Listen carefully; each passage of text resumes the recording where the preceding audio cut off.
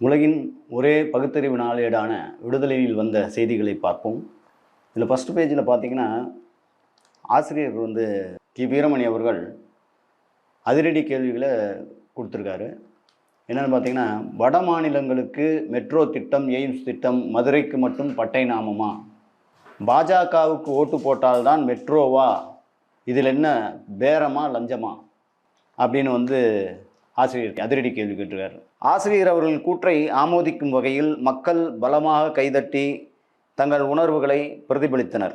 பிரச்சாரத்தில் வந்த செய்திகள், பிரச்சாரத்தில் ஆசிரியர் மதுரையில் பேசின பேச்சுக்கள் தான் இது. பாஜக கட்சியை சார்ந்தவங்க எல்லாருமே இப்போ நிறைய பேர் படையெடுத்து வர்றதைத்தான் இந்த இதில் சுட்டி காட்டப்பட்டிருக்கு தலையங்கத்தில். என்னென்னா, பாரதிய ஜனதா கட்சியின் நிலையை எண்ணினால் பரிதாபமாக இருக்கிறது, ஏதேதோ நாடகம் ஆடி பார்க்கிறது. தமிழ்நாட்டில் வேட்பாளர் மனுவை தாக்கல் செய்வதற்காக வடநாட்டிலிருந்து பாஜக பிரமுகர்களை இறக்குமதி செய்துள்ளது. அதாவது இவங்க படைவரிசையில் பாஜக பரிதாப நிலையை பற்றி தலையங்கத்தில் சொல்லப்படுது. நடிகர்கள் பின்னால் செல்லும் இளைஞர்கள் அப்படிங்கிறத எச்சரிக்கிறார் ரஜினி.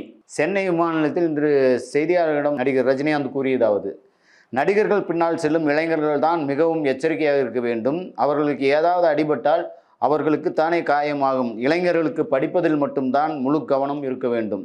இந்த காலகட்டத்தில் இளைஞர்களுக்கு முதலில் சொல்வது, இளைஞர்களே, குடிப்பழக்கத்திற்கும் கஞ்சா பழக்கத்திற்கும் தயவு செய்து அடிமையாகாதீர்கள். அதில் அடிமையானால் உங்கள் வாழ்க்கையே கெட்டு போய்விடும். அது உங்களை மட்டுமல்ல, உங்கள் தாய், தந்தை மற்றும் குடும்பம் எல்லோருடைய வாழ்க்கையும் நாசமாக்கிவிடும் அப்படின்னு ரஜினிகாந்த் அந்த செய்தியில் அறிவுரை சொல்லியிருக்கிறார். சாத்தான்குளம் காவல் நிலைய படுகொலை பற்றி வழக்கின் தீர்ப்பு பற்றி ஆசிரியர் சொல்லியிருக்காரு. மனிதம் தழைக்கவும் பாதுகாக்கப்படவுமே காவல்துறை என்பதை மீண்டும் அழுத்தம் திருத்தமாக இந்த தீர்ப்பு சொல்லுகிறதுன்னு ஆசிரியர் தன்னுடைய அறிக்கையில் கூறியிருக்கார்.